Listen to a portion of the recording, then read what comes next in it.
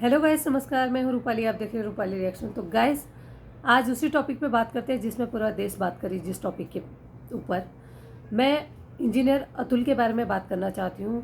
Engineer Atul सिर्फ 35 साल के थे। वो बेंगलोर में जॉब करते थे एक बहुत अच्छी पोस्ट पे। और अगर एक इंजीनियर एक बहुत अच्छे पोस्ट पे जॉब कर रहा है तो यानी कि आप इस बात से आप ये सोच सकते हो कि उनके माँ बाप ने कड़ी मेहनत की होगी और पूरी ज़िंदगी की कमाई अपने बच्चों की पढ़ाई में लगाया होगा, तभी जाके वो बच्चा उस पोस्ट पे आज के डेट पे था। बिना पेरेंट्स के सपोर्ट का कोई बच्चा नहीं पढ़ लिख सकता। ये सभी आप जानते हो जो भी मेरा वीडियो देख रहे हो। तो गाइस, क्या हम अपने बेटे की शादी कर देते हैं इसका ये मतलब है हम अपने बेटे को बेच देते हैं? नहीं ना।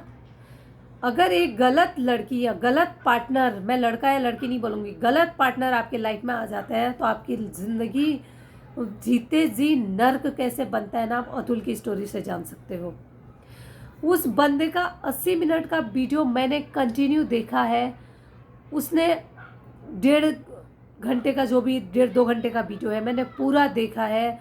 उसने 40 पन्नों का अपना कम पेज लिखा है कि भाई मेरे साथ क्या क्या हुआ, और सामने वाला ये अपने माइंड में रख के वीडियो बना रहा है कि भाई ये सब काम निपटाने के बाद मैं इस दुनिया को अलविदा कह दूंगा।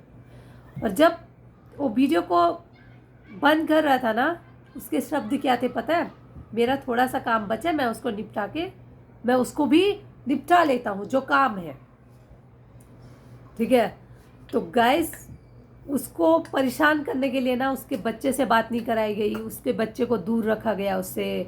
मतलब एक ब्लैकमेल, एक होता है ना, क्या बोलते हैं, चूहे को फंसाने के लिए कुछ इंसान खाने की सामान रखती है ना, वही वो बच्चा बन गया था उसके ज़िंदगी में। तो उसने ये सोचा कि मेरा ही पैसा लेके मेरी बीवी मेरे ही खिलाफ यूज़ कर रही है, मेरे माँ बाप को फंसा रही है, मेरे भाई को फंसा रही है, मेरे को ज़िंदगी भर ये इसी तरह से यूज़ करने वाली है। उससे अच्छा एक बारी ख़त्म कर दूँ अपने आप को तो सारा झंझट ही ख़त्म। और एक और आपको एक बात बताती हूँ, जब उसने बोला ना प्लीज़ आप इतना मुझे परेशान मत करो, मैं खुद को ख़त्म कर दूंगा, तो वहाँ से रिप्लाई क्या आया था व्हाट्सएप पे? अरे तू तो जाने वाला था, गया नहीं क्या अभी तक? ये उसके सास और बीवी के स्टेटमेंट है, टाइप करके भेजा है व्हाट्सएप पे कि तू तो जाने वाला था, गया नहीं क्या? तो अतुल ने ऐसे रिप्लाई किया, मैं चला गया तो तुम्हारी पार्टी कैसे चलेगी? तो बीवी का रिप्लाई था कि पार्टी चलेगी, तू गया तो तेरे माँ बाप देंगे, तेरे माँ बाप गए तो तेरी बीवी होने के नाते सारी प्रॉपर्टी मुझे मिलेगी, तब भी पार्टी चलेगी। तो गाइस, ऐसे औरतों को खुला छोड़ना चाहिए क्या? यानी कि सिर्फ प्रॉपर्टी के लिए ही शादी करते हैं और एक बच्चा पैदा करते हैं और पूरे ससुराल वालों का जीना हराम कर देते हैं। यार, एक औरत होने के नाते दूसरी औरत की दर्द को समझना बहुत अच्छी बात है। मैं भी समझती हूँ, मैं भी एक औरत हूँ। लेकिन हमारे फैमिली में भी तो, हमारे अपने परिवार में भी तो सबसे पहले हमारी ज़िंदगी में बाप आता है, फिर भाई आता है, फिर हस्बैंड आता है, फिर बेटा आता है। ये 3 हमें अपनी, 4 लोग हमें अपनी जान से ज़्यादा प्यारे होते हैं।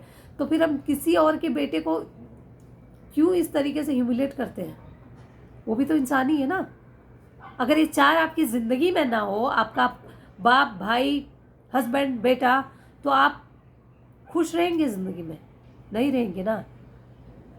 तो वो भी तो चलो आपका हस्बैंड है, लेकिन किसी का बेटा है, किसी का भाई है ना, उसको क्यों इतना टॉर्चर करना? नहीं बन रहा है अपनी जायज़ डिमांड। आप रहते हो उस इंसान के साथ, आपको मालूम है उसकी इनकम कितनी है, एक जायज़ डिमांड रखिए, भैया मुझे इतना, भाई मुझे फाइनली वकील को बोलो कि मुझे इतना ही चाहिए। वकील की बातों में आने की ज़रूरत नहीं है। जिस हिसाब का उसका इनकम है उस हिसाब से एलमिनी लो, वो भी चुपचाप दे देगा। अलग हो जाओ, दूसरे को इतना हरासमेंट मत करो कि वो दुनिया छोड़ के चला जाए। मैं एक बात बताऊँ, एक आजकल ये धंधा कैसे चल रहा है। एक कशिश कपूर करके लड़की है बिग बॉस में, ठीक है, जो दिग्विजय के साथ जिसकी कंट्रोवर्सी हुई थी, उसने नेशनल टेलीविजन पे एक स्टेटमेंट दिया है, भैया अगर एक्टिंग में करियर बन गया तो ठीक है, नहीं तो एक अमीर बंदे को पटाऊंगी। ठीक है, ये उसके शब्द है, एक औरत होने के नाते पटाऊंगी एक अमीर बंदे को, 2-3 साल रहूंगी, फिर 2 साल अच्छे से चलाऊंगी, तीसरे साल तलाक और 50% लेके जाऊंगी। ये, और हम इसमें प्रोग्रेस कर रहे हैं क्या? औरतें ये सब सीख रही हैं क्या पढ़ लिख के? इक्वालिटी का मतलब ये होता है अगर हस्बैंड जॉब कर रहा है तो वाइफ भी जॉब करे। अगर हस्बैंड कहीं ट्रिप पे जा रहा है तो उतनी ही छूट वाइफ को हो, वो भी ट्रिप पे जाए। अगर हस्बैंड अपने माँ बाप की केयर कर रहा है तो वाइफ भी अपने माँ बाप की केयर करे। हस्बैंड कहीं प्रॉपर्टी ले रहा है तो वाइफ भी ले। हस्बैंड अगर मतलब ज़िंदगी में कुछ करना चाहता है तो वाइफ भी करे। वाइफ बच्चों का ध्यान रख रही है तो हस्बैंड भी रखे।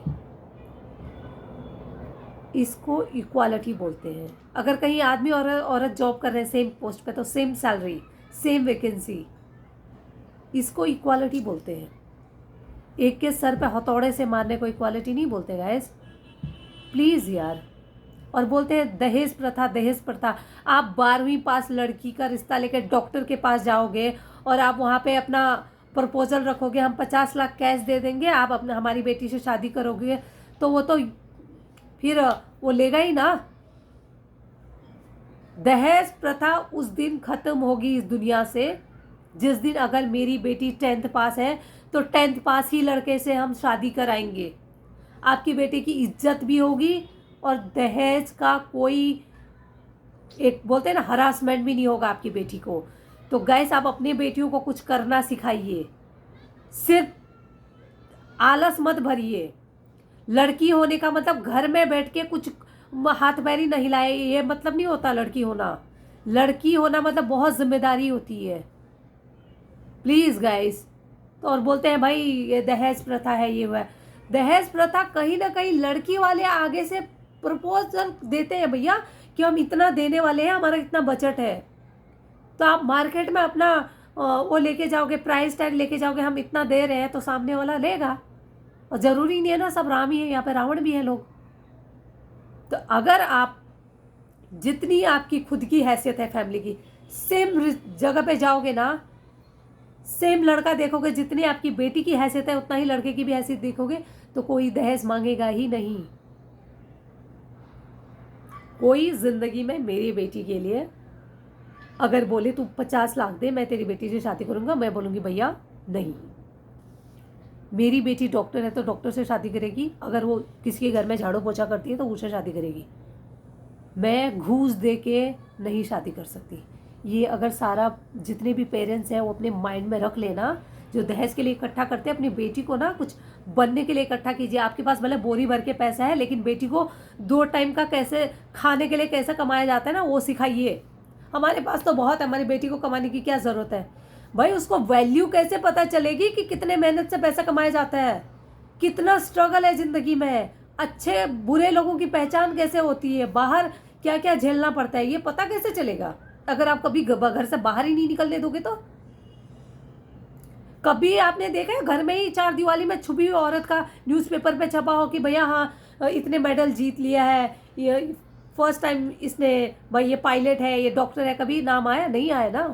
तो दहेज के लिए इकट्ठा करने से अच्छा है अपनी बेटी को कुछ बनाइए, और कुछ बनाने के साथ साथ ना उसके अंदर कुछ इज्जत वो भी सिखाइए, सामने वाले की इज्जत कैसे करनी है। पढ़ लिख लिए तो एकदम डोमिनेटिंग नहीं हो जाना है कि भाई सामने वाले को दबाई दें, उसका जीना हरामी कर दें। थोड़ा इंसानियत भी रखना है अपने अंदर। और भाई अगर हम खुद कमा रहे हैं हस्बैंड के बराबरी तो किस चीज़ की एलमिनी यार, क्यों एलमिनी चाहिए। और आपको मालूम है वो मेंटली वीक इंसान है तो छोड़ो ना, अपनी सेल्फ रिस्पेक्ट से बड़ी कोई चीज़ होती है क्या। तो यही उस औरत ने हरासमेंट कर करके नहीं सोचा कि भैया अगर सामने वाला नहीं दे पा रहा है, 3 करोड़ नहीं दे पा रहा है, छोड़ यार तू अपने बच्चे के लिए दे, वही काफ़ी है, हो गया, मैं खुद पढ़ी लिखी हूँ, कमा रही हूँ। लेकिन ये सोचा ही नहीं। उसने सोचा भाई बकरा आया, जितना गला दबा सकती हूँ दबाऊँ। तो इंसान ने दुनिया ही त्याग दिया। तो आप गाइस इस मैटर पे क्या राय रखते हैं? प्लीज़ किसी को बुरा लगा हो तो माफ़ कर दीजिए, मुझे किसी को ना हर्ट करने का कोई इरादा नहीं है।